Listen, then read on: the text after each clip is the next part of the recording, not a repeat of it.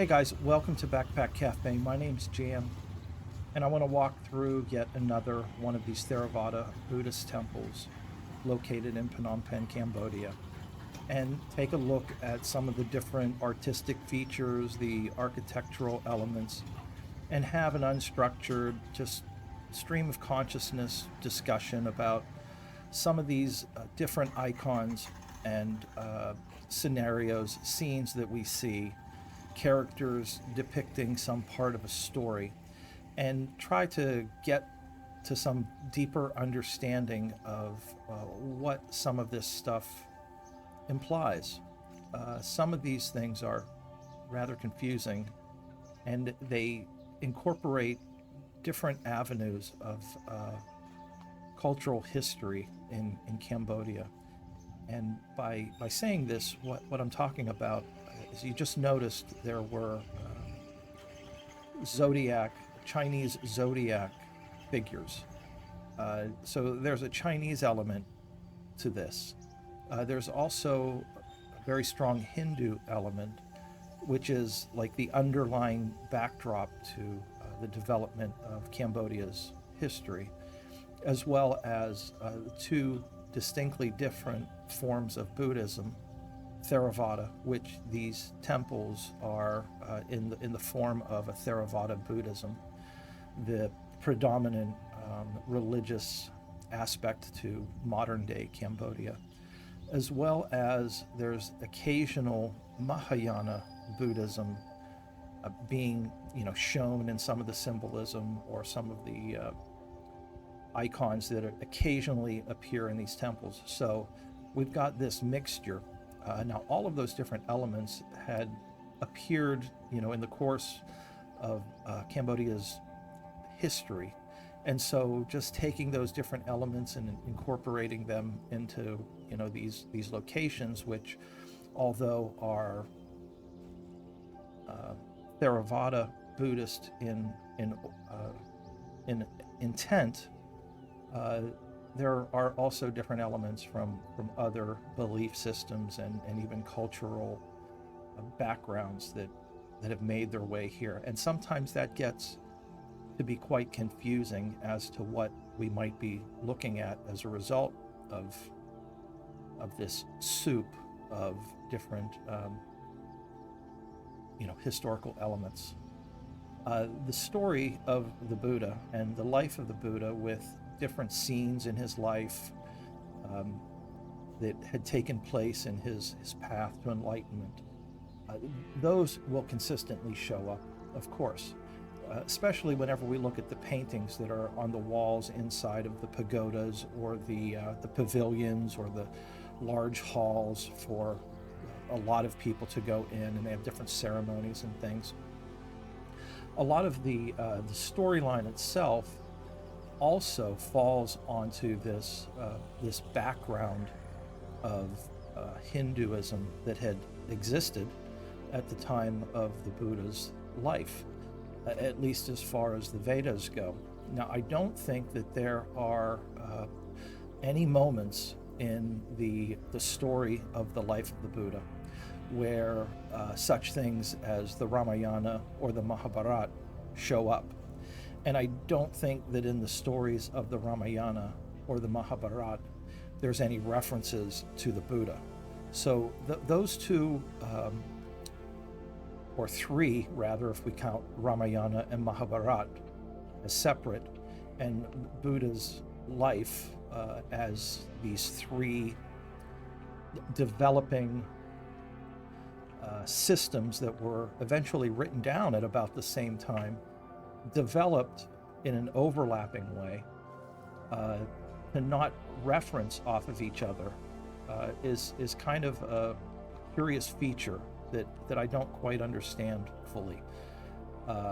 But other things that developed from that time forward are on a shared canvas, and they oftentimes will utilize overlapping symbolism that might vary in its interpretation, as well as the development of the temple structures themselves from caves, which right now in this video, we're sort of inside of a cave. This structure here, this building, is implying it to be a cave, and this particular character here, this hermit wearing leopard skin, tiger skin, has a walking stick.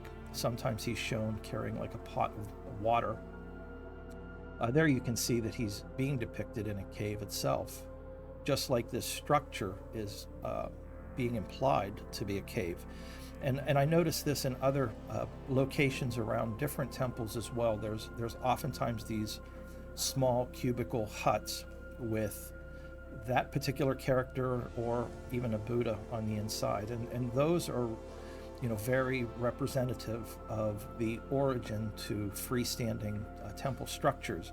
If we go back, about 2,000 years, the way that it progressed from caves, which was the first permanent locations for like ritualized worship, and a hut, a small cubicle hut, which in the early days of Buddha's followers, he wasn't shown in sort of his human form.